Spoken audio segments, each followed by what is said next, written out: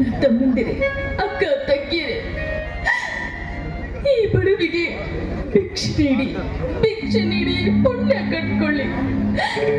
ನನ್ನ ಪತಿ ಈಗಾಗಲೇ ಕುಡಿದು ಅನಾರೋಗ್ಯದಿಂದ ಸತ್ತು ಹೋಗಿದ್ದಾರೆ. ನಾನು ಕೂಡ ಅನಾರೋಗ್ಯಕ್ಕೆ ತುತ್ತಾಗಿ ದುಡಿಯಲು ಆಗದೆ ಈ ಚಿಕ್ಕ ಮಗುಗೋಸ್ಕರ ಭಿಕ್ಷೆ ಬೇಡುತ್ತಿದ್ದೀನಿ. ದಯವಿಟ್ಟು ನನಗೆ ಯಾರಾದರೂ ಭಿಕ್ಷೆ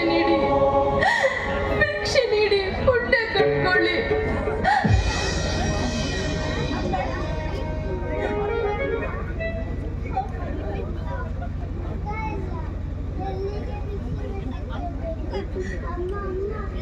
ಹೇಳ್ತೀನಿ ಕಂದ, ನಾನು ನಿಮಗೆಲ್ಲ ಹೇಳ್ತೀನಿ.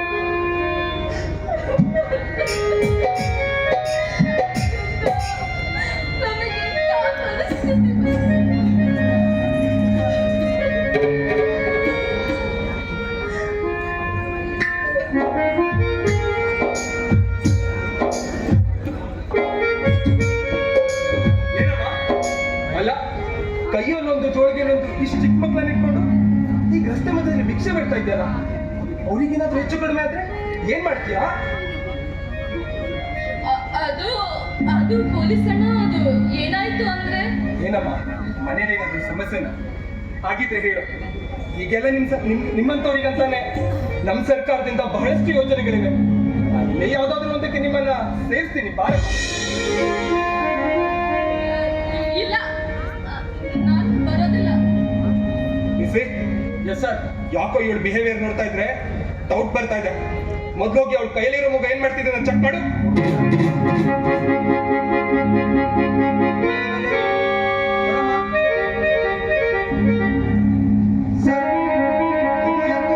ಅಲ್ಲಾಡ್ತಿಲ್ಲ ಸರ್. ಅದಲ್ಲದೆ ಮಗುಗೆ ಸರಾಯಿ ವಾಸನೆ ಬರ್ತಾ ಇದೆ. ಸರಾಯಿ ವಾಸನೆ ಎಲ್ಲಿ ತೋರಿಸು ನೋಡಿ ಸರ್. ಅಯ್ಯೋ ದೇವ್ರೆ, ನಮ್ಮ ಮೇಲಿನವರು ಹೇಳಿದ ಪ್ರಕಾರ ಈ ಮಕ್ಕಳನ್ನ ಕರೆದುಕೊಂಡು ಭಿಕ್ಷೆ ಬಿಡುವ ನೆಪದಲ್ಲಿ ಕಳ್ಳತನ ಮಾಡೋಣ ಅಂತ ಬಂದ್ರೆ ಈ ಪೊಲೀಸರ ಕೈಯಲ್ಲಿ ನಾನು ಸಿಕ್ಕಾಕೋಗ್ಬೇಕಾ? ಹೇಗಾದ್ರೂ ಮಾಡಿ ಮೊದಲಿನಿಂದ ಜಾಗ ಖಾಲಿ ಮಾಡಿ.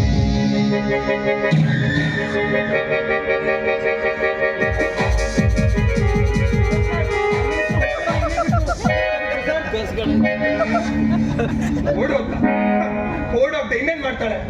ಯಾಕೆಂದ್ರೆ ಇವೆರಡು ಅವಳು ಮಕ್ಕಳಲ್ವಲ್ಲ ಸರ್. ಏನ್ ಹೇಳ್ತಿದ್ದೀರಾ? ಇವೆರಡು ಅವಳ ಮಕ್ಕಳಲ್ಲ ಸರ್? ಹಾಗಾದ್ರೆ ಮತ್ತಾರ್ದು ಸರ್ ಇವೆರಡು ಮಕ್ಕಳು? ಹೌದು, ಅದೊಂದು ದೊಡ್ಡ ಸಾಲನೇ ಇದೆ.